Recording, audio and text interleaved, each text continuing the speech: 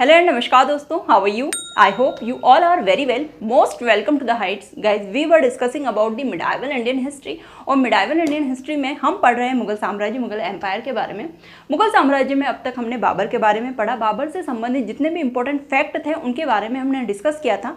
Now today we will discuss about the next Mughal empire who is Humayun. आज के इस lecture में हम अगले मुगल शासक हुमायूं के बारे में पढ़ेंगे.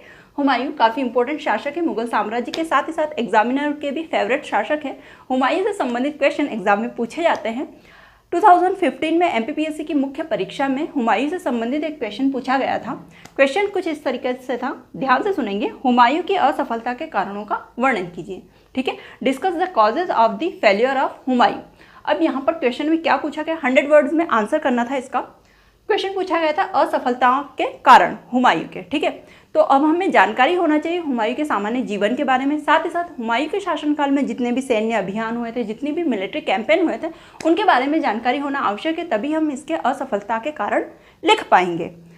तो यहाँ पर हम हुमायूं को विस्तृत रूप से पढ़ने वाले हैं, एलोबरेट करके पढ़ने वाले हैं, ताकि आप इसी तरीके के क्वेश्चन जो मुख्य परीक्षाओं में पूछे जाते हैं उनका आंसर भी इजीली कर पाएँ. साथ ही साथ एमसीक्यूज भी, जितने भी टफ से टफ एमसीक्यूज भी यदि हुमायूं से संबंधित पूछे जाएंगे तो वे भी आप इजीली सॉल्व कर लेंगे.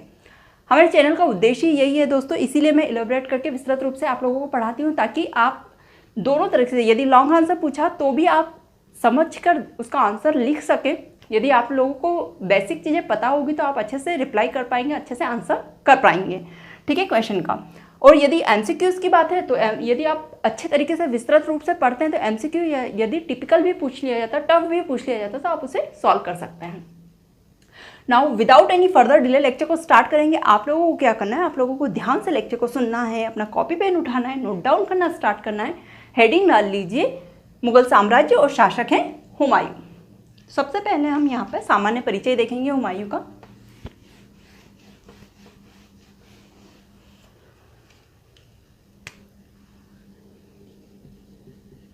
सामान्य परिचय. गाइस, हम जल्दी ही जब लाइव सेशन लेना स्टार्ट करेंगे तो एमसीक्यूज भी इनसे संबंधित लाइव सेशंस में सॉल्व किया करेंगे. जिससे क्या होगा, इससे आप लोगों के जो बेसिक फंडे हैं वो और अच्छे बेहतर तरीके से क्लियर हो जाएंगे इनसे संबंधित. हुमायूं का पूरा नाम है नासिरुद्दीन मोहम्मद हुमायूं. ठीक है, ये इनका पूरा नाम है, पूछा जाता है एग्जाम में. पूरा नाम क्या है? नासिरुद्दीन मोहम्मद हुमायूं है. इनका जन्म कब हुआ था? तो इनका जन्म 6 मार्च 1508 ईस्वी में हुआ था. ठीक है, 6 मार्च 1508 ईस्वी में हुमायूं का जन्म होता है. कहाँ पर होता है, स्थान का नाम भी लिख लेंगे तो काबुल में होता है, जो कि वर्तमान में अफगानिस्तान का भूभाग है, काबुल. ठीक है, 6 मार्च 1508 ईस्वी में हुआ था. कहाँ हुआ था? काबुल में इनका जन्म हुआ था हुमायूं का. पिता का नाम बाबर, इनके पिता का नाम बाबर था. और इनकी माता का नाम था माहम बेगम.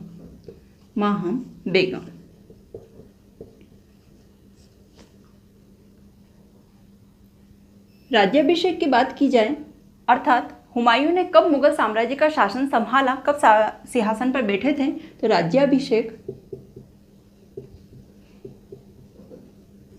इनका राज्याभिषेक हुआ था 30 दिसंबर 1530 ईस्वी में. गाइस, 26 दिसंबर 1530 ईस्वी में बाबर की मृत्यु होती है. और बाबर की मृत्यु की जो तारीख है उसके 4 दिन बाद में 30 दिसंबर 1530 ईस्वी में हुमायूं को मुगल साम्राज्य का शासक नियुक्त किया जाता है, शासक बनाया जाता है. ठीक है, 30 दिसंबर 1530 ईस्वी. और 26 दिसंबर, ये डेट भी याद रखेंगे, 26 दिसंबर 1530 ईस्वी में बाबर की मृत्यु होती है. ठीक है, इस वाली डेट के. आगे चलते हैं, इनके भाई बहनों की बात करते हैं. कितने भाई थे इनके, इम्पोर्टेंट है क्योंकि उनसे जुड़े हुए क्वेश्चन बनते हैं, यहाँ पे फैक्ट बनते हैं इसीलिए. तो भाई, हुमायूं के 3 भाई थे. ये पॉइंट हमने बाबर के जो बाबर का लेक्चर पढ़ा था, बाबर के बारे में जो हमने सामान्य जानकारी पढ़ी थी, उसमें हमने डिस्कस किया था बाबर के 4 पुत्र थे। सबसे बड़ा पुत्र हुमायूं, जो कि अगला मुगल शासक बनने वाले हैं, जिनके बारे में अभी हम पढ़ रहे हैं, हुमायूं। फिर उनके बाद में कामरान, कामरान के बाद में अस्करी और फिर हिंदाल। अर्थात हुमायूं के कितने भाई हो गए? 3 भाई हो गए, कामरान, अस्करी और हिंदाल।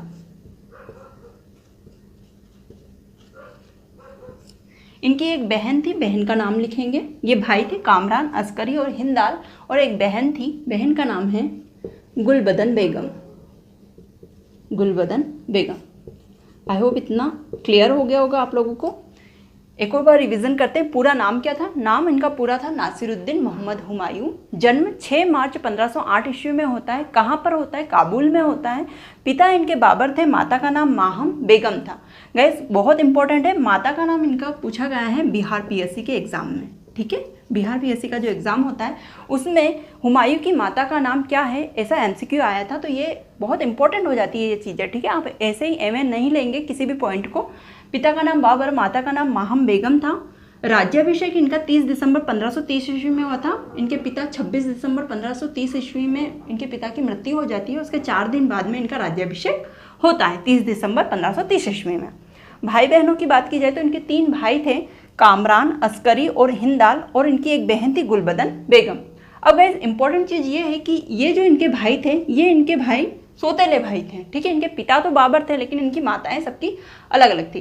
देखिए, हुमायूं की माता का नाम माहम बेगम था, वहीं कामरान और अस्करी की माता जो थी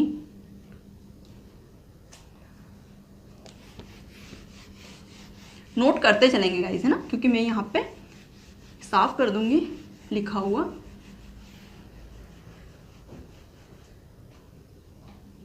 हुमायूं की माता का नाम माहम बेगम, आप लोगों ने नोट डाउन कर ही लिया होगा। कामरान और अस्करी ये दोनों रियल ब्रदर थे। इनकी माता का नाम था गुलरुख बेगम, गुलरुख बेगम, ठीक है, बेगम, गुलरुख बेगम के पुत्र थे ये इनकी माता थी। और हिंदाल, हिंदाल की माता का नाम था, हिंदाल की माता का नाम लिखेंगे दिलदार बेगम, दिलदार बेगम, ठीक है। हुमायूं की माता का नाम माहम बेगम, कामरान और अस्करी की माता का नाम गुलरुख बेगम था, और हिंदाल की माता का नाम क्या था? दिलदार बेगम था। अब इनकी बहन से जुड़ा हुआ भी एक इंपॉर्टेंट फैक्ट है। क्या फैक्ट है देख लेते हैं। बहन का नाम क्या था? गुलबदन बेगम था। हुमायूं की बहन का नाम, छोटी बहन थी हुमायूं की। हुमायूं की बहन ने एक जीवनी लिखी थी हुमायूं के जीवन पर आधारित, ठीक है। एक जीवनी का नाम है हुमायूं नामा।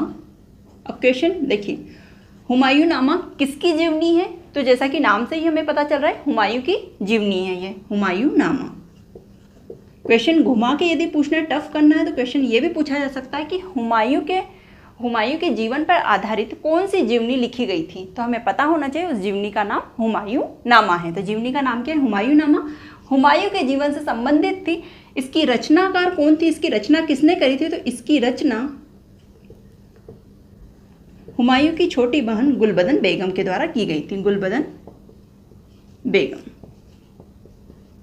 ठीक है। तो ये क्वेश्चन कई बार पूछा गया, हुमायूं नामा किसने लिखा है? तो हुमायूं नामा गुलबदन बेगम के द्वारा लिखा गया था। गुलबदन बेगम रिश्ते में हुमायूं की छोटी बहन थी। आई होप चीजें क्लियर हो गई होंगी, ठीक है। आगे चलते हैं।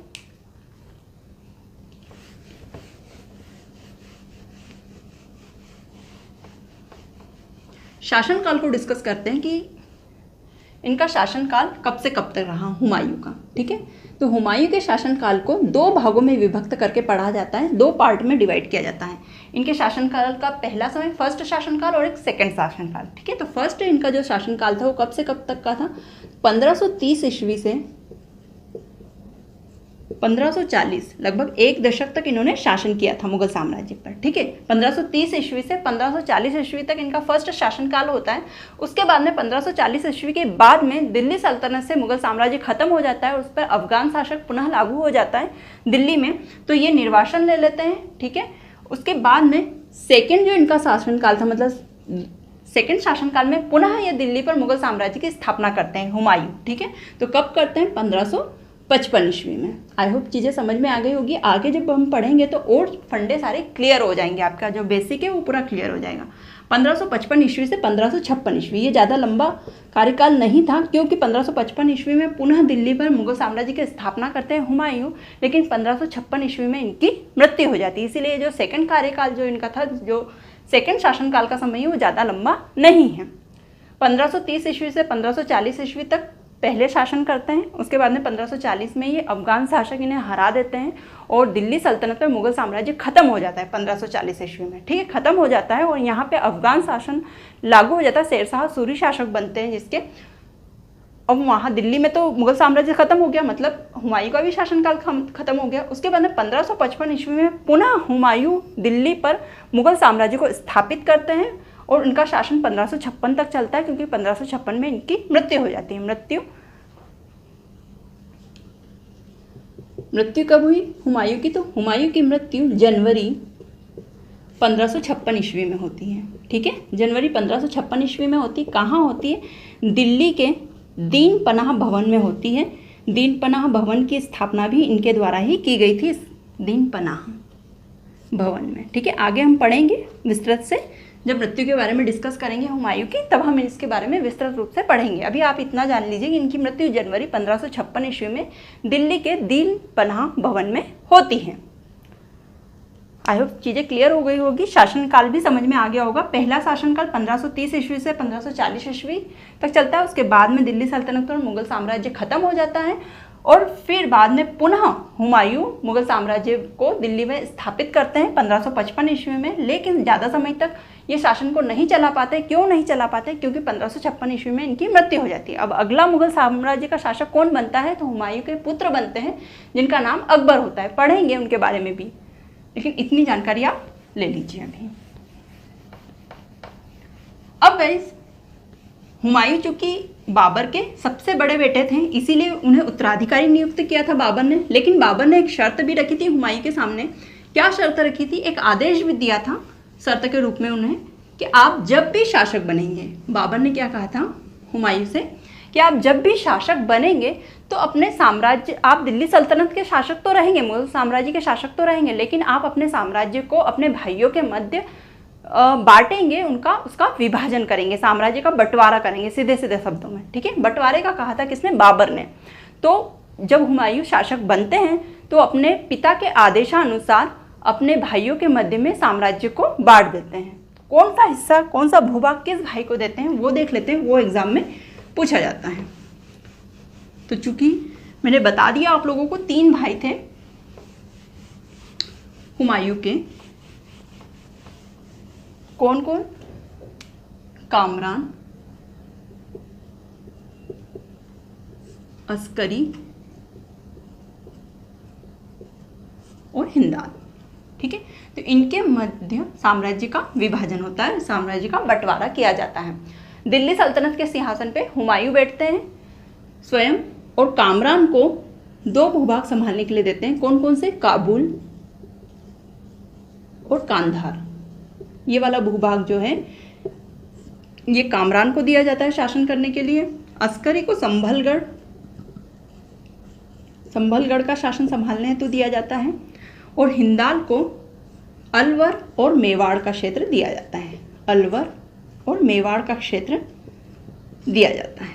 तो ये तीनों भाइयों में साम्राज्य इस तरीके से विभाजित होता है। और हुमायूं के पास क्या रहती है? दिल्ली सल्तनत रहती है, दिल्ली का सिंहासन होता है। कामरान को काबुल और कांधार, मतलब उत्तर भारत का जो क्षेत्र होता है वो हुमायूं के पास रहता है।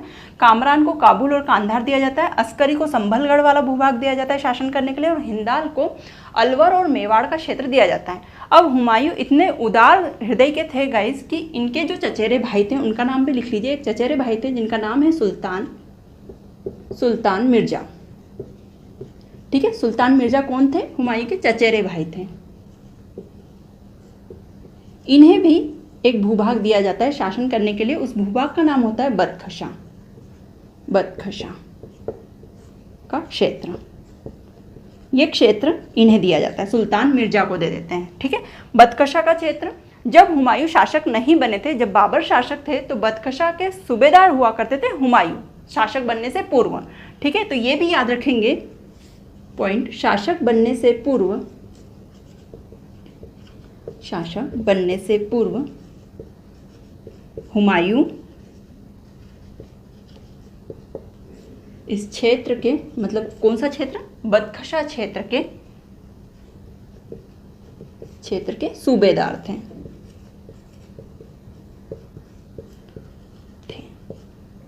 ओके, तो फिर जब ये शासक बनते हैं हुमायूं, तो ये बदखशा वाला क्षेत्र शासन करने के लिए किसे दे देते हैं, सुल्तान मिर्जा को दे देते हैं। सुल्तान मिर्जा जो कि चचेरे भाई थे हुमायूं के।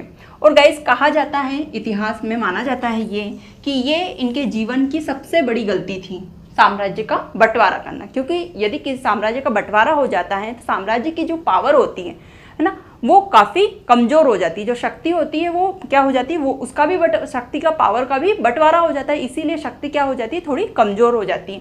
यदि केवल एक ही शासक होता तो शक्ति मजबूत होती। तो ये सबसे बड़ा फॉल्ट माना जाता है हुमायूं का। इसीलिए लेनपुल हुए, एक इतिहासकार है लेनपुल, उन्होंने हुमायूं के बारे में एक चीज़ भी कही है, उनकी असफलताओं के बारे में, कि हुमायूं की असफलता का मुख्य कारण उसका तर्कविहीन उदार होना, तर्कविहीन दयालुता जो थी, उसकी दयालु भाव था जो उसका होना, वो उसकी असफलता का मुख्य कारण था। ऐसा किसने कहा, ऐसा लेनपुल ने कहा। लेनपुल एक इतिहासकार है।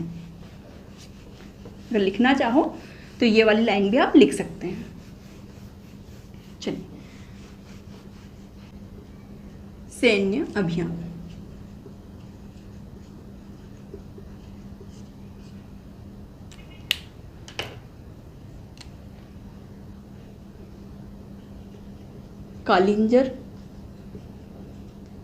कालिंजर का युद्ध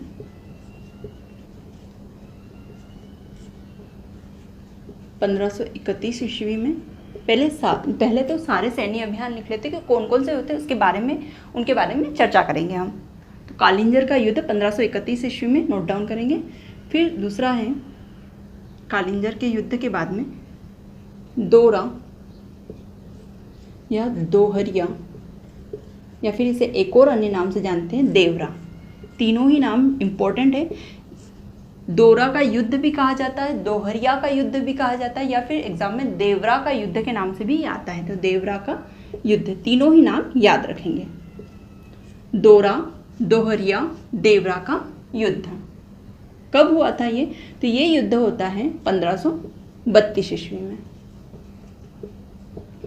ठीक है, दोरा, दोहरिया या देवरा का युद्ध। देवरा का युद्ध इस नाम से काफ़ी फेमस है। एग्जाम में अब यदि क्वेश्चन पूछा जाता है तो देवरा का युद्ध ही पूछा जाता है, लेकिन ये दो नाम भी याद रखेंगे, दोरा और दोहरिया। 1532 ईस्वी में ये हुआ था सैन्य अभियान। उसके बाद में एक और लिखेंगे, चुनारगढ़ का प्रथम घेरा। ये भी एक सैन्य अभियान था। चुनारगढ़ के किले को जीतना था, इससे संबंधित ये घेराव किया गया था। तो चुनारगढ़ का प्रथम घेरा कब किया गया था ये? तो ये 1532 ईस्वी में ही किया गया था। जब देवरा का युद्ध होता है उसी ईयर में चुनारगढ़ का प्रथम घेरा भी करवाया जाता है। उसके बाद में है बहादुर शाह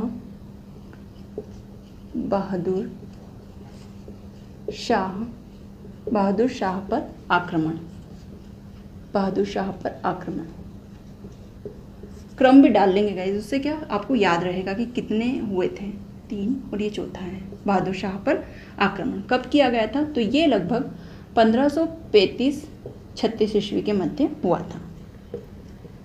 1535-36 ईस्वी के मध्य बहादुर शाह पर आक्रमण करवाया गया था। बहादुर शाह गुजरात के एक शासक थे। 5वां सैन्य अभियान चुनारगढ़ के किले पर ही किया गया था। चुनारगढ़ का द्वितीय घेरा,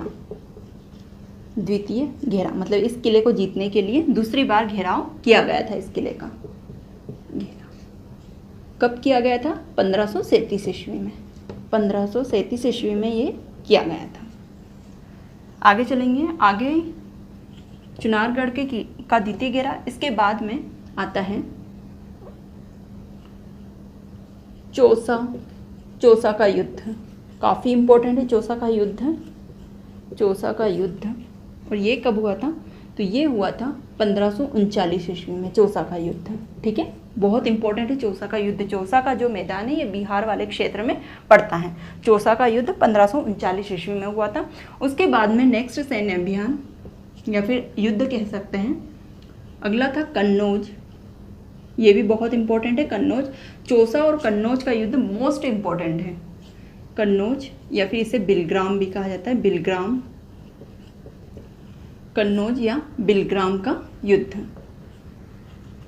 कन्नौज या बिलग्राम का युद्ध कब हुआ था ये? तो ये हुआ था 1540 ईस्वी में। ठीक है, 1540 ईस्वी में। और यहीं से ये वाला जो युद्ध है ये हुमायूं हार जाते हैं और यहीं से मुगल सत्ता समाप्त हो जाती है दिल्ली सल्तनत पर। ठीक है, उसके बाद में निर्वासित हो जाते हैं। इधर उधर घूम कर हुमायूं अपना जीवन व्यतीत करते हैं। कहा जाता है 15 वर्षों तक वो इधर उधर घुमक्कड़ों की तरह घूमते रहते। उसके बाद में एक सैन्य अभियान इनके द्वारा होता है, मुगल साम्राज्य के द्वारा होता है, वो है मच्छीवाड़ा का युद्ध। मच्छीवाड़ा, ये भी काफ़ी इंपॉर्टेंट है। मच्छीवाड़ा का युद्ध या फिर आक्रमण कह सकते हैं, युद्ध। और ये कब हुआ था? ये हुआ था 1555 ईस्वी में। ठीक है, तो यहाँ पे युद्ध जीतकर पुनः दिल्ली सल्तनत पर क्या करते हैं, ये वाला एक और युद्ध हुआ था। मच्छीवाड़ा का युद्ध 1555 ईस्वी में हुआ था और एक और युद्ध हुआ था सरहिंद का युद्ध। सरहिंद का युद्ध। तो ये जो सरहिंद वाला युद्ध है ये भी 1555 ईस्वी में हुआ था। और इस युद्ध को जीतने के बाद में पुनः हुमायूं दिल्ली सल्तनत पर मुगल साम्राज्य की स्थापना करते हैं और अपना सेकंड शासनकाल, जो अपना सेकंड कार्यकाल है, उसकी शुरुआत करते हैं सरहिंद का युद्ध जीतकर। और कन्नौज बिलग्राम के युद्ध में दिल्ली सल्तनत से अपनी सत्ता हार जाते हैं। उसके बाद में 15 वर्षों तक इधर उधर घूमते रहते हैं गाइस, काफ़ी लंबा समय है 15 वर्ष। तो ये सैन्य अभियान थे हुमायूं के। कालिंजर का युद्ध 1531 ईस्वी में हुआ था। दोरा या दोहरिया या फिर देवरा का युद्ध कहा जाता है। उसके बाद में वो 1532 ईस्वी में हुआ था हुमायूं के द्वारा। चुनारगढ़ का प्रथम घेराव इन्होंने किया था 1532 ईस्वी में। उसके बाद में बहादुर शाह पर आक्रमण किया गया था 1535 से 1536 के मध्य। चुनारगढ़ का द्वितीय घेराव 1537 ईस्वी में किया गया था। फिर चौसा का युद्ध 1539 ईस्वी में। देखिए क्रमबद्ध रूप से ही युद्ध चलते आए थे। कन्नौज या बिलग्राम का युद्ध 1540 ईस्वी में हुआ था। उसके बाद में 15 वर्षों का विराम होता है, 10-15 वर्षों का। और फिर मच्छीवाड़ा का युद्ध 1555 ईस्वी में और सरहिंद का युद्ध 1555 ईस्वी में। ठीक है, 1555 ईस्वी में मच्छीवाड़ा का युद्ध और इसी ईयर में 1555 ईस्वी में ही सरहिंद का युद्ध होता है और पुनः मुगल साम्राज्य की स्थापना होती है दिल्ली पर। तो ये कुछ सैन्य अभियान थे। अब एक एक सैन्य अभियान के बारे में हम पढ़ेंगे, इंपॉर्टेंट फैक्ट देखेंगे इनसे जुड़े हुए। तो यहाँ का मैं लिखा हुआ साफ कर देती हूँ, यहाँ से पहले पढ़ेंगे फिर इनके बारे में पढ़ते हुए चलेंगे। ये जो लास्ट के थे ना गाइस, चौसा का युद्ध, कन्नौज और बिलग्राम का युद्ध या फिर मच्छीवाड़ा का युद्ध और सरहिंद का युद्ध, ये 4 युद्ध काफ़ी इंपॉर्टेंट है और पूरा हुमायूं का जीवन इन पर टिका हुआ है, इन युद्धों पर।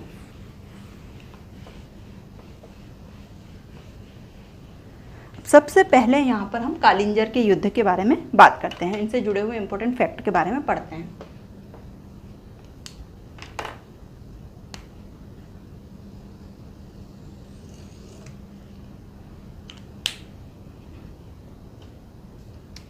कालिंजर का युद्ध, तो कालिंजर ये जो भूभाग था, यहाँ के शासक कौन हुआ करते थे? तो इस समय कालिंजर के शासक, पूरा लिखेंगे आप लोग, इस समय कालिंजर के शासक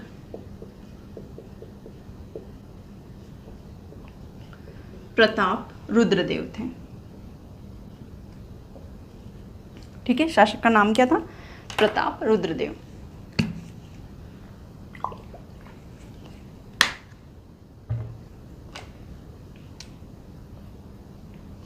कालिंजर का युद्ध किनके मध्य हुआ था? तो कालिंजर का युद्ध हुमायूं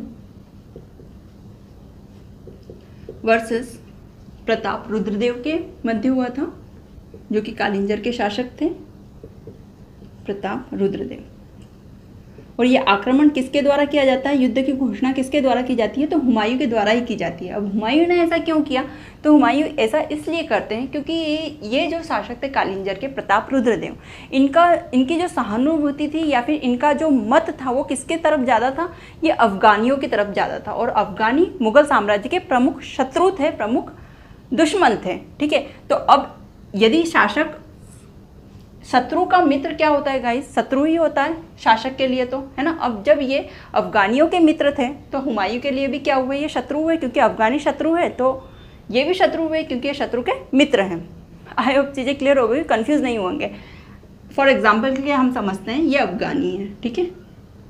अब ये अफगानी है और ये मुगलों के क्या है, कट्टर दुश्मन है ना। मुगलों के क्या है, कट्टर दुश्मन है, इनमें लड़ाइयाँ होती रहती, झगड़े होते रहते हैं। अब अफगानी के मित्र कौन है, प्रताप रुद्रदेव, प्रताप रुद्रदेव।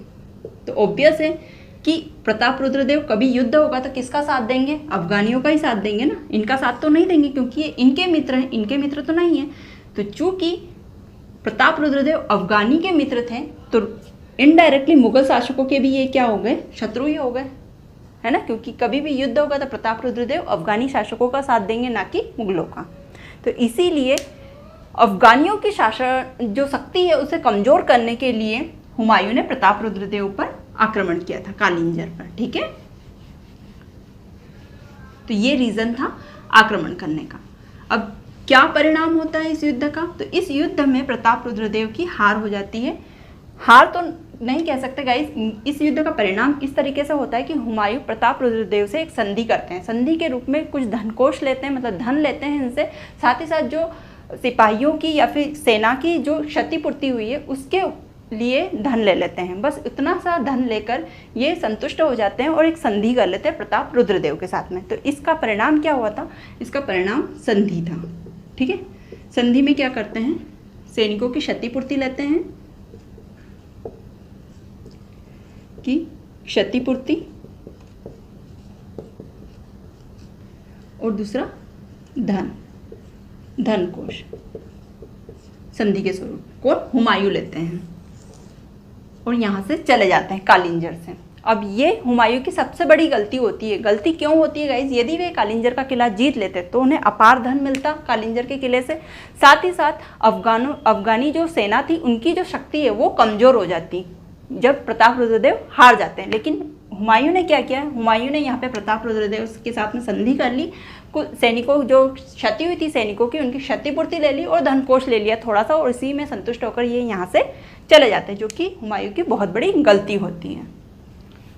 तो ये हुआ था कालिंजर के युद्ध में। कालिंजर का युद्ध 1531 में हुआ था। आप क्या क्या इंपॉर्टेंट फैक्टर याद रखेंगे, कब हुआ था कालिंजर का युद्ध, तो 1531 ईस्वी में हुआ था। किनके मध्य हुआ था, प्रताप रुद्रदेव और हुमायूं के मध्य हुआ था। इसका परिणाम क्या हुआ था, तो संधि हुई थी इनके मध्य में, और संधि में हुमायूं ने प्रताप रुद्रदेव से सैनिकों की क्षतिपूर्ति ली थी और कुछ धनकोष लिया था, और फिर ये यहाँ से चले जाते हैं। उसके बाद में 1532 ईस्वी में देवरा का युद्ध होता है। देवरा का युद्ध किनके मध्य हुआ था, देवरा का युद्ध हुमायूं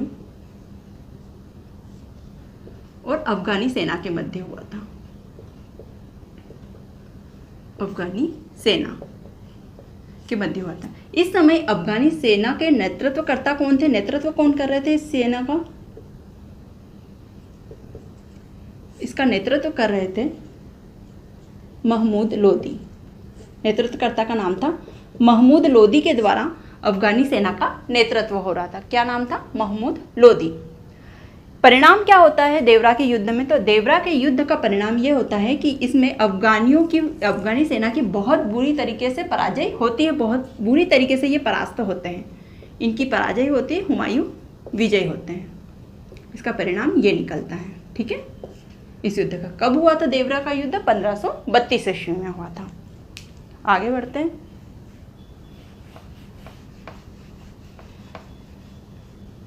इस युद्ध के बाद में 1532 ईस्वी में ही चुनारगढ़ का प्रथम घेरा किया जाता है। अब चुनारगढ़ का घेरा क्यों करते हैं, चुनारगढ़ कहाँ पर स्थित है, तो पहले मैं बता दूं, चुनारगढ़ उत्तर प्रदेश में स्थित है, एक किला है। इस किले का घेराव किया जाता है। किस तरीके से घेराव किया जाता है, जैसे कि ये एक किला है, इस किले को चारों तरफ से हुमायूं की सेना के द्वारा घेर लिया जाता है, ठीक है। फिर अब क्या होता है घेरने से ये होता है कि किले के अंदर जितने भी लोग मौजूद हैं उन्हें बाहर नहीं निकलने दिया जाता है। कभी न कभी इनका राशन पानी सब कुछ ख़त्म होगा तो ये लोग बाहर निकलेंगे और इनकी हालत काफ़ी खस्ता हो चुकी होगी। उस समय युद्ध करेंगे इनसे तो फिर किले को आसानी से जीता जा सकता है। ये रणनीति थी हुमायूं की इसके पीछे, घेरने के पीछे, इसीलिए इसे चुनारगढ़ का घेरा कहा जाता। तो 2 बार घेराव किया था, इसीलिए प्रथम घेरा और द्वितीय घेरा के रूप में हम पढ़ते हैं। तो अभी हम पढ़ रहे हैं 1532 ईस्वी में चुनारगढ़ का प्रथम घेरा हुआ था। ठीक है, इस समय चुनारगढ़ के शासक कौन थे? तो इस समय चुनारगढ़ किसके हाथ में था, किसके अधीन था? तो चुनारगढ़ के शासक इस समय शेर खां थे। शेर खां बहुत इंपॉर्टेंट है, शेर खां। ठीक है, आगे चलकर दिल्ली सल्तनत पर अपनी सत्ता भी स्थापित करेंगे शेर खां, इसीलिए काफ़ी इंपॉर्टेंट है। तो शासक कौन थे? शेर खां थे चुनारगढ़ के। अब गाइस क्या होता है, अब घेराव करके यहाँ पे सेना बैठ जाती है हुमायूं की। अब शेर खां क्या करते हैं? शेर खां मुगल साम्राज्य की अधीनस्थता को स्वीकार कर लेते हैं यहाँ पे। तो शेर खां द्वारा परिणाम क्या होता है इसका? इसका परिणाम होता है इस घेराव का, शेर खां मुगल साम्राज्य की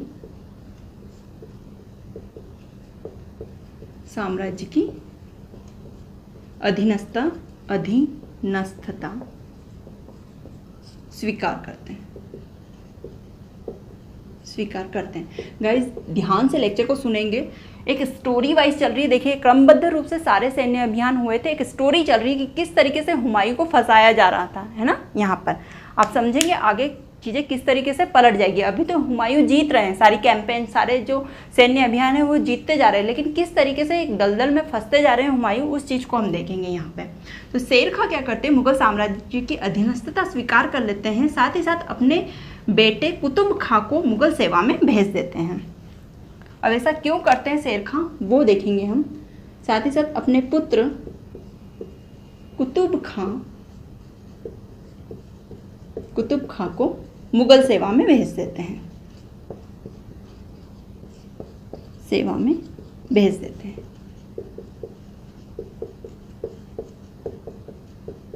अब देखिए गाइस हुआ क्या था चुनारगढ़ के इस प्रथम घेरे में। हुमायूं को पता चलता है कि यहाँ ये जो चुनारगढ़ है यहाँ पर षड्यंत्र रचा जा रहा है मुगल साम्राज्य के खिलाफ। तो हुमायूं प्लान बनाते हैं क्यों ना इस किले का घेराव कर लिया जाए, इस किले को जीत लिया जाए, जब यहाँ पे मुगल साम्राज्य के खिलाफ षड्यंत्र हो रहा है। तो जिस तरीके से यहाँ पे अभी हमने इमेज में देखा कि किस तरीके से घेराव किया जाता है, तो इस तरीके से सेना के द्वारा घेराव कर लिया जाता है इस किले का, और सोचा जाता है कभी न कभी यहाँ पे राशन वगैरह खत्म होगा और ये लोग बाहर निकलेंगे, उस समय इनकी हालत काफ़ी खस्ता होगी और हम आक्रमण कर देंगे और इस तरीके से किले को जीत लेंगे। ये प्लानिंग होती है हुमायूं की। लेकिन गाइस क्या होता है कि इस चुनारगढ़ के शासक जो होते हैं शेर खां, वे मुगल साम्राज्य के शासक हुमायूं के पास जाते हैं और कहते हैं कि हम तो आपके वेल विशर हैं, हम तो आपके शुभचिंतक हैं, आपने हमारे किले का घेराव क्यों किया है ना। हम तो मुगल साम्राज्य की अधीनस्थता को स्वीकार करते हैं, हम ईमानदार हैं आप लोगों के प्रति। ये कहते हैं शेर खां, किससे कहते हैं? हुमायूं से कहते हैं, और उनका विश्वास जीतते हैं। साथ ही साथ विश्वास जीतने के लिए क्या करते हैं? अपने पुत्र कुतुब खां को मुगल सेवा में भेज देते हैं कि ये आप मेरा बेटा लेकर जाइए और ये आपके साम्राज्य की रक्षा करेगा, आपके साम्राज्य में कार्य करेगा, सेना में काम करेगा। इस हेतु अपने बेटे कुतुब खां को मुगल साम्राज्य की सेना में भेज देते हैं, सेना के साथ में, या फिर कह सकते हैं हुमायूं के साथ में वे भेज देते हैं। अब हुमायूं को पूरी तरीके से शेर खां पे ट्रस्ट हो जाता है कि भाई ये तो हमारा वेल विशर है, ये तो हमारा शुभचिंतक है, हमने फालतू में ही चुनारगढ़ के किले का घेराव किया था, है ना। ये बात तो झूठ है कि ये षड्यंत्र रच रहे हैं, लेकिन कहीं ना कहीं शेर खां यहाँ पे धोखा देने वाला है। किसको? हुमायूं को। हुमायूं की एक असफलता का कारण ये भी था कि वे लोगों को परख नहीं पाते थे, वे लोगों पे अंधविश्वास कर लेते थे। ये इस चीज़ का प्रतीक है ना, यहाँ पे ये चीज़ें हमें समझ में आ रही। तो शेर खां की बातों में हुमायूं यहाँ पर आ जाते हैं और चुनारगढ़ को स्वतंत्र कर देते हैं, ठीक है, उसका घेराव खत्म कर देते हैं। तो कब हुआ था चुनारगढ़ का प्रथम घेरा? 1532 ईस्वी में ये चीज़ हुई थी। इसके बाद में क्या होता है गाइस कि 1532 ईस्वी में ये चीज़ हुई थी। उसके बाद में जब हुमायूं का जो घेराव है उसकी सेना के द्वारा किया गया था चुनारगढ़ किले का, हुमायूं तो चले जाते हैं, लेकिन शेर खां अब अपनी शक्ति को बढ़ाने में लग जाते हैं। तो 1534 ईस्वी में अपनी स्थिति को मजबूत करने के लिए, अब उन्होंने देख लिया भाई कि यहाँ जरा सा घेरा हुआ, वहीं अपनी दाल पतली हो गई है, तो अपनी स्थिति को मजबूत करने के लिए 1534 ईस्वी में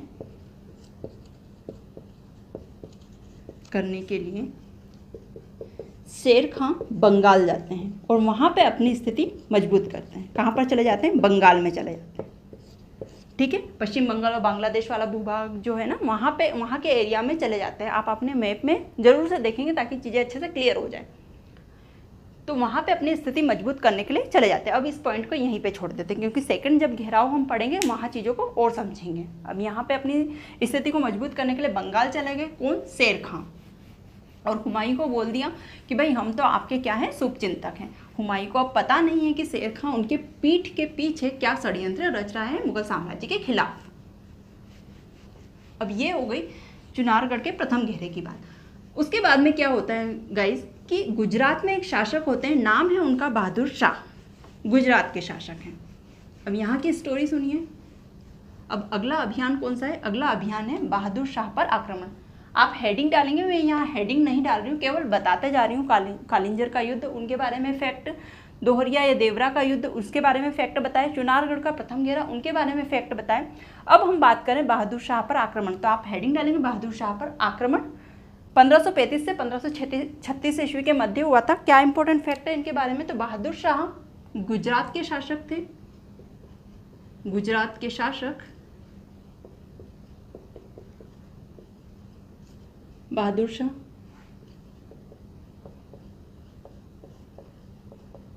ठीक है, काफी महत्वाकांक्षी शासक थे, महत्वाकांक्षी, ठीक है, बहुत सारा भूभाग जीतना चाहते थे और अपने साम्राज्य का विस्तार करना चाहते थे। और इसी क्रम में बहादुर शाह बहुत सारे राजाओं को हरा देते हैं, उनके अपना साम्राज्य विस्तार करते हैं और साम्राज्य विस्तार करने के क्रम में ये मालवा को भी विजय कर लेते हैं। ठीक है, मालवा विजय करते हैं, मालवा विजय करते हैं, मालवा का क्षेत्र विजय करते हैं और आगे मेवाड़ की तरफ बढ़ते हैं, मेवाड़ को विजय करने के लिए। ठीक है, मेवाड़ की तरफ बढ़ते हैं, मालवा विजय करते हुए मेवाड़ की ओर बढ़ते हैं। अब गाइस होता क्या है, मेवाड़ की रानी कर्मवती, मेवाड़ की रानी होती है इस समय कर्मवती। देखिए स्टोरी काफ़ी इंटरेस्टिंग है। मेवाड़ की रानी है, रानी का नाम है कर्मवती। वो काफ़ी डर जाती है इस चीज़ से क्योंकि बहादुर शाह बहुत सारे शासकों को हरा चुका था और भूभागों पर क्या कर चुका था, कब्जा कर चुका था उन भूभागों पर, जिससे मेवाड़ की जो रानी कर्मवती है थोड़ा सा भयभीत हो जाती है। और कर्मवती क्या करती है, एक पत्र लिखती है, पत्र के साथ में एक राखी बांधती, पत्र में राखी डालती है लिफाफे के अंदर, और वो पूरा पत्र किसे भेजती है, वो हुमायूं को भेजती है। तो कर्मवती पत्र प्लस एक राखी, मतलब भाई का नाता जोड़ते हुए हुमायूं के साथ में एक पत्र लिखती है और किसे भेजती है, हुमायूं को भेजती है। ठीक है, हुमायूं को भेजती है। क्यों भेजती है? क्योंकि वो मदद की गुहार करती है भाई के नाते, उन्हें भाई बनाती है। राखी क्या यहाँ पे राखी का क्या संकेत है? राखी भेजने का संकेत ये है कि मैं आपके बहन के जैसी हूँ, आप मेरे भाई के जैसे हो, इसीलिए मेरी रक्षा कीजिए। किससे? बहादुर शाह से। ठीक है, वो हमारे मेवाड़ पर आक्रमण करने वाला है। हुमायूं को ये पत्र मिलता है, हुमायूं ये पत्र पढ़ता है। हुमायूं को बहादुर शाह के बारे में जानकारी तो होती है, हुमायूं खुद इस तरीके के महत्वाकांक्षी जो इसकी इच्छाएं थी साम्राज्य विस्तार की, उससे परेशान था। बहादुर शाह की हुमायूं की ये बहुत ज़्यादा उत्पात मचा रहे हैं बहादुर शाह। तो हुमायूं क्या करते हैं, हुमायूं बहादुर शाह पर आक्रमण करते हैं। इस तरीके से ये वाला बहादुर शाह पर आक्रमण होता है। कब करते हैं? 1535-36 के मध्य करते हैं बहादुर शाह पे आक्रमण। अब क्या होता है, आक्रमण कर दिया बहादुर शाह पर, रानी कर्मवती ने एक लेटर लिखा, लेटर के साथ में राखी भेजी, बोला भाई मैं आपकी बहन की तरह हूँ, मेरी रक्षा कीजिए, आप मेरे भाई की तरह हो। हुमायूं बहादुर शाह की उद्दंडता से काफ़ी परेशान थे। हुमायूं ने सोचा कि इसे तो रोकना ही पड़ेगा, कभी ना कभी ये हमारे साम्राज्य में भी हमला कर देगा, है ना। तो बहादुर शाह पर आक्रमण करते हैं हुमायूं। कब होता है आक्रमण? 1535 से 36 ईस्वी के मध्य होता है यह आक्रमण। और इस आक्रमण में हुमायूं के द्वारा मालवा वो मेवाड़ का क्षेत्र जीत लिया जाता है। मतलब मेवाड़ के भी कुछ भूभाग पर ही आक्रमण करके उसे जीत लेते हैं, तभी तो कर्मवती वो पत्र लिखती है। तो मालवा और मेवाड़ का क्षेत्र जीत लेते हैं, क्षेत्र विजय करते हैं। लेकिन ये जो क्षेत्र है ये कुछ समय के लिए ही हुमायूं के पास होता है, कुछ समय के लिए विजय करते हैं। ठीक है, यहाँ पे लिख लेंगे आप, कुछ समय के लिए, ऐसा नहीं है बहुत कम टाइम के लिए क्षेत्र विजय करके अपने पास अपने अधीन रख पाते हैं हुमायूं। और बहादुर शाह क्या करता है, जब ये क्षेत्र विजय कर लेते हैं तो बहादुर शाह भाग जाता है गोवा। गोवा वाले भूभाग पर ये भाग जाता है बहादुर शाह। गोवा में मिलते हैं इसे पुर्तगाली। अब तक पुर्तगाली भारत आ चुके थे, 1498 ईस्वी में ही वास्को डी गामा आ गए थे भारत में। उसके बाद में अल्बुकर्क वगैरह सब पुर्तगाली भारत आने लग गए थे। तो बहादुर शाह मिलते हैं गोवा भाग जाते हैं। कहाँ चले जाते हैं? ये चले जाते हैं गोवा में भाई। अब यहाँ पे मैप नहीं है, नहीं तो बहुत अच्छे तरीके से समझ में आ जाता। वैसे आ रहा होगा आप लोगों को समझ में। बहादुर शाह कहाँ चले जाते हैं? गोवा। गोवा कौन सा? महाराष्ट्र वाला जो भूभाग है उसके पास में है ना, दक्कन के पठार वाला क्षेत्र, वहाँ पे गोवा स्थित है। तो गोवा भाग जाते हैं। यहाँ पे मिलते हैं पुर्तगाली। पुर्तगाली की मदद लेकर बहादुर शाह पुनः इस वाले क्षेत्र में पहुँचते हैं और मालवा व मेवाड़ के क्षेत्र को पुनः जीत लेते हैं। ये जो मालवा वाला क्षेत्र है इसे पुनः विजय कर लेते हैं बहादुर शाह। मतलब बहुत कम समय के लिए हुमायूं मालवा के क्षेत्र को विजय कर पाते हैं और अपने अधीन रख पाते हैं। इसका निर्णय ये हुआ था। अब ये क्या हुआ, देखिए दोस्तों, इन सब चीज़ों को पढ़ने से क्या मतलब है, इससे हमें असफलता के कारण पता चलेंगे। किसके? हुमायूं के। अब जैसे यहाँ पे रानी कर्मवती ने मदद मांगी। हुमायूं खुद निर्धन थे, उनके पास पहले से ही आर्थिक संकट था बहुत बड़ा। उसके बावजूद वो क्या करते, दूसरों की प्रॉब्लम सॉल्व करने में लगे हुए थे। इसीलिए वो क्या होते जा रहे थे, कमज़ोर होते जा रहे थे। उनकी स्थिति कमज़ोर होती जा रही थी और उनके जो दुश्मन है वो अपनी स्थिति को मजबूत करने में लगे हुए थे इस समय। इसीलिए लेनपुल ने क्या कहा था, तर्क विहीन उदारता उन्हें ले डूबी थी। ये उनका असफलता का मुख्य कारण था, तर्क विहीन उदारता। आगे चलते हैं चुनारगढ़ का द्वितीय घेराव। अब क्या होता है गाइस, बहादुर शाह पर आक्रमण करते हैं, वहाँ सब चीज़ों को करते हैं। हुमायूं उसी में लगे रहते हैं। उसके बाद में उनके पास एक और न्यूज़ आती है। क्या न्यूज़ आती है? उनके पास न्यूज़ आती है कि भाई महाराज जी, बादशाह आपके खिलाफ सचमुच में शेर खां एक षड्यंत्र रच रहा है। ये सत्य घटना है। शेर खां आप लोगों को धोखा दे रहा है। वो ऐसे ही बोल रहा था कि मैं आप लोगों का वेल विशर हूँ या शुभ चिंतक हूँ। इस बात का खुलासा होता है यहाँ पे। इसीलिए चुनारगढ़ का द्वितीय घेराव किया जाता है। हुमायूं को आता है गुस्सा। हुमायूं सोचता है कि अरे ये हमें धोखा दे रहा है, पुनः इसके किले का क्या करो, घेराव कर लो। तो पुनः फिर से चुनारगढ़ का द्वितीय घेराव करवाया जाता है। कब करवाया जाता है? 1537 ईस्वी में चुनारगढ़ का द्वितीय घेराव करवाया जाता है। अब होता क्या है दोस्तों, यहाँ पे पुनः घेराव कब हुआ था चुनारगढ़ का? लिखेंगे चुनारगढ़ का द्वितीय घेराव कब हुआ? 1537 ईस्वी में। ठीक है। अब मैंने पहले ही बता दिया था जब हमने प्रथम घेरा पढ़ा था कि 1534 ईस्वी से शेर खां निकल पड़ता है अपनी स्थिति को मजबूत करने के लिए। मतलब उसके पास बहुत सारा समय होता है, 32 से लगा के 33, 34, 35, 36 और 37 में, मतलब 4-5 साल उसको मिलते हैं अपनी स्थिति को मजबूत करने के लिए। तो शेर खां यहाँ पे अपनी स्थिति को काफ़ी कुछ मजबूत कर चुका था। अब चुनारगढ़ के सेकंड घेरे के समय क्या होता है गाइस, यहाँ पे शेर खां उपस्थित ही नहीं होता है। यहाँ पे शेर खां नहीं होता है और इस बात की जानकारी हुमायूं को नहीं होती है। हुमायूं को यूँ लगता है कि भाई शेर खां यहीं पे होगा। यहाँ कौन होता है? यहाँ होता है कुतुब खां। कुतुब खां वही शेर खां के पुत्र, जो कि मुगल साम्राज्य की सेवा के लिए जिसे भेजा गया था। तो कुतुब खां यहाँ पे होते हैं। कुतुब खां काफ़ी लंबे समय तक हुमायूं को यहाँ पर रोक कर रखते हैं। हुमायूं को रोक कर रखते हैं। ये प्लानिंग के तहत होता है, सब चीज़ें रोक कर रखते हैं। अब ये क्या करते हैं, यहाँ आक्रमण तो करते नहीं, घेराव करके बैठ जाते हैं। वही प्लानिंग होती है इनकी, हुमायूं की। तो काफ़ी लंबे समय तक हुमायूं को यहाँ पे रोक के रखते हैं। कौन? कुतुब खां रोक कर रखते हैं। उसके बाद में हुमायूं को पता चलता है कि इनके चुनारगढ़ के जो शासक है शेर खां, वो तो यहाँ पर है ही नहीं। वो कहाँ पर है? वो तो बंगाल में है। तो हुमायूं निकलते हैं फिर बंगाल के लिए। जब इस बात की जानकारी मिलती है तो हुमायूं कहाँ जाते हैं? बंगाल में जाते हैं। अब बंगाल में जैसे ही हुमायूं जाते हैं, प्रस्थान करते हैं बंगाल की ओर, तो बंगाल से शेर खां भागकर कहाँ चले जाते हैं? बिहार। यहाँ पे लुका छुपी का खेल हो रहा होता है। बंगाल आते हैं हुमायूं और बंगाल से शेर खां कहाँ चले जाते हैं? शेर खां निकलते हैं बिहार।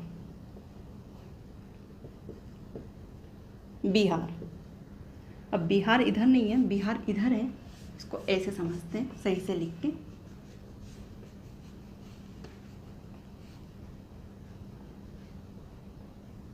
ठीक है, बिहार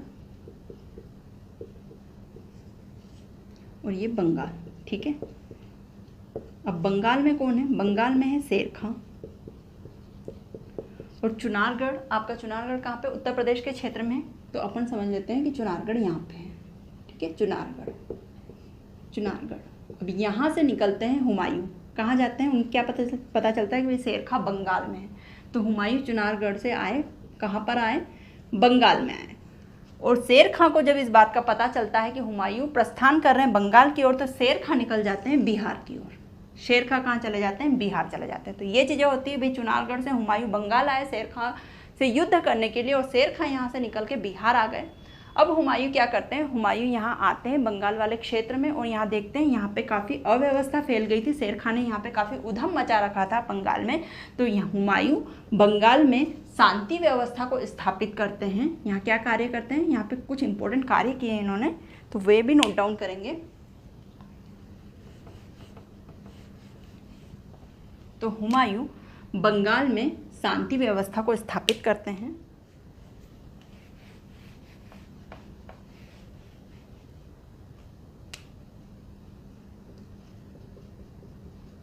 शांति व्यवस्था स्थापित करते हैं। कौन स्थापित करते हैं, हुमायूं स्थापित करते हैं।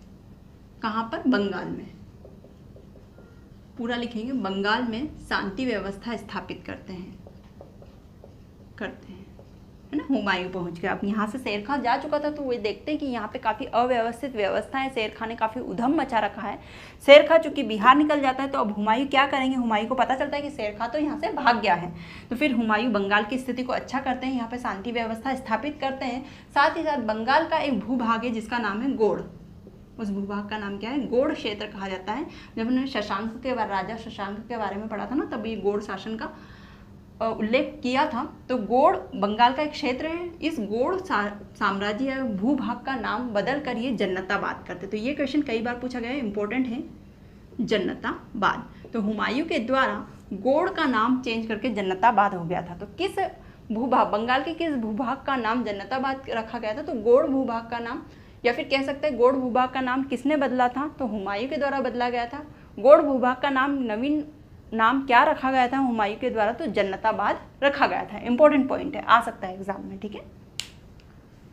तो ये चीजें की गई बंगाल में हुमायूं के द्वारा। क्योंकि यहाँ से शेर खां क्या हो जाता है, भाग जाता है। तो अब युद्ध तो करते नहीं है, यहाँ की स्थिति को क्या करते हैं, हुमायूं अच्छी करते हैं। फिर शांति व्यवस्था स्थापित करते हैं, प्रजा को समझाते हैं। इतनी प्रताड़ित हो गई थी प्रजा, तो उसे समझाते हैं, वहाँ पे शांति व्यवस्था कायम करते हैं। साथ ही साथ गोड़ जो भूभाग था बंगाल का, उसका नाम बदलते हैं और उसका नाम जन्नताबाद रखते हैं। अब गाइज, ये जो अभियान चल रहा था, इस अभियान के तहत ही हुमायूं के पास एक और बुरी खबर आती है। कौन सी बुरी खबर होती है, देखिए बहुत सारी चुनौतियां थी हुमायूं के सामने। तो कौन सी बुरी खबर मिलती इस अभियान के दौरान ही, तो इस अभियान के दौरान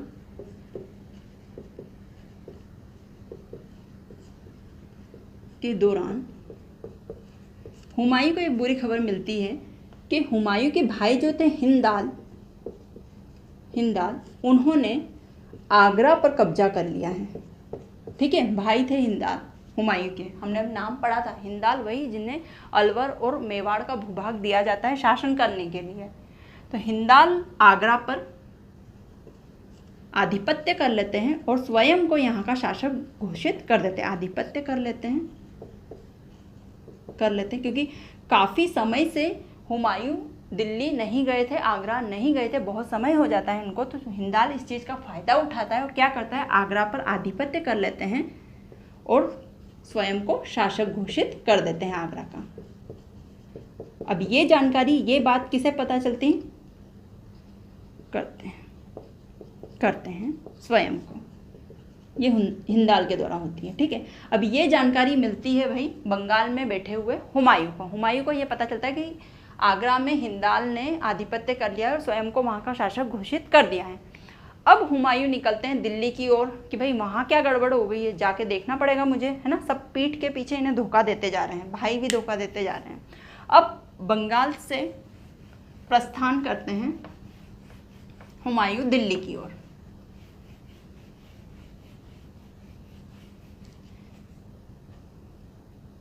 ना 1537, 38, 39, ये 3 सालों के बीच की मध्य की बातें हैं, ये 37, 38, 39 इसके मध्य की। तो बंगाल से हुमायूं प्रस्थान करते हैं। हुमायूं का बंगाल से दिल्ली की ओर प्रस्थान। बहुत महत्वपूर्ण घटना होने वाली है यहाँ पे, दिल्ली की ओर प्रस्थान। अब यहाँ बंगाल पे क्या, अब बंगाल को अकेला छोड़ के तो नहीं जा सकते ना, यहाँ कोई और आ जाएगा। तो बंगाल में ही क्या करते हैं गाइज, ये अपने सहायक जिनका नाम है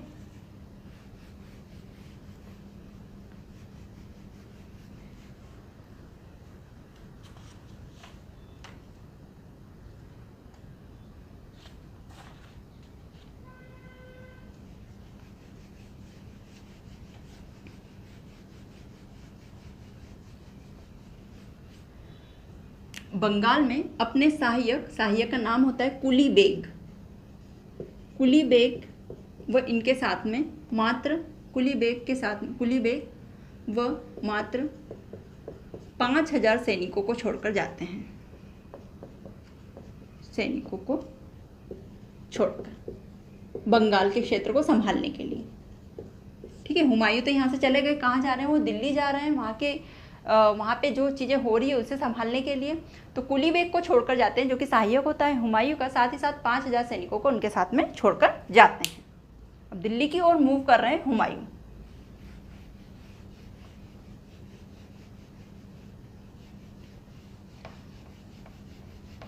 अब गाइस, दिल्ली की ओर जाने के क्रम में दिल्ली पहुंच भी नहीं पाते हैं हुमायूं, और बिहार के क्षेत्र में गंगा नदी के किनारे, कह सकते हैं गंगा नदी के साथ ही लगा हुआ एक क्षेत्र है बिहार में, और बिहार में है चौसा का मैदान। चौसा का मैदान काफ़ी इम्पोर्टेंट, चौसा का मैदान। यहाँ पे हुमायूं को रोक लिया जाता है, हुमायूं की सेना को रोक लिया जाता है और उनका घेराव कर लिया जाता है। किसके द्वारा किया जाता है, तो बिहार में कौन चला गया है, बिहार में चले गए थे शेर खां। बंगाल से कहाँ चले गए थे, बिहार चले गए थे। तो बिहार में वेट कर रहे होते हैं हुमायूं का, कभी तो दिल्ली आएगा, तो यहाँ इसका घेराव किया जाएगा। तो चौसा के मैदान में कौन रहते हैं, शेर खां घेराव कर लेते हैं, शेर खां घेराव कर लेते हैं। किसका घेराव कर लेते हैं, ये घेराव कर लेते हैं हुमायूं का, और यहाँ पे होता है चौसा का युद्ध, जो कि काफ़ी इंपॉर्टेंट है। अब गाइस, लेक्चर को हम यहीं पे ख़त्म करेंगे, यहीं पे वाइंड अप करेंगे, क्योंकि लेक्चर काफ़ी बड़ा हो गया। चौसा का जो युद्ध हुआ वो उसके बाद में होता है, चौसा के युद्ध के बाद में युद्ध होता है कन्नौज और बिलग्राम का युद्ध, जिसे 2 नामों से जाना जाता है, कन्नौज का युद्ध या फिर बिलग्राम का युद्ध। वो युद्ध होता है। उसके बाद में 1555 ईस्वी में, काफ़ी लंबे समय के बाद में, मच्छीवाड़ा का युद्ध होता है। उसके बाद में सरहिंद का युद्ध होता है। तो ये 4 युद्ध जो कि काफ़ी इंपॉर्टेंट है, एग्जाम में यहाँ से क्वेश्चन पूछे जाते हैं। उन युद्धों के बारे में अब हम चर्चा करने वाले हैं, जो कि नेक्स्ट लेक्चर में होगी, क्योंकि लेक्चर काफ़ी बड़ा है। कल ही आ जाएगा नेक्स्ट लेक्चर भी, टेंशन मत लीजिए, ताकि हम हुमायूं को बेहतर तरीके से समझ सकें, है ना। चीज़ें बीच में गैप नहीं होगा, ताकि आपको कंटिन्यू लेक्चर मिल जाए ये वाला, तो आप पढ़ सकें अच्छे से। आई होप लेक्चर पसंद आया होगा। लेक्चर काफ़ी लंबा था, थोड़ा सा बोरिंग भी हो सकता है बाई चांस। मुझे तो पढ़ाने में काफ़ी मज़ा आया, लेकिन आप लोग भी कमेंट करके मुझे बताइएगा लेक्चर कैसा लगा। अच्छे से नोट डाउन कीजिएगा गाइस। यदि आपको सारी घटनाएं पता होगी तो आप हुमायूं से संबंधित सारे क्वेश्चन इजीली सॉल्व कर पाएंगे। अब लेक्चर को यहीं पे वाइंड अप करते हैं। लेक्चर देखने के लिए थैंक यू सो मच। मिलते हैं नेक्स्ट लेक्चर में जल्दी ही, तब तक के लिए बाय बाय।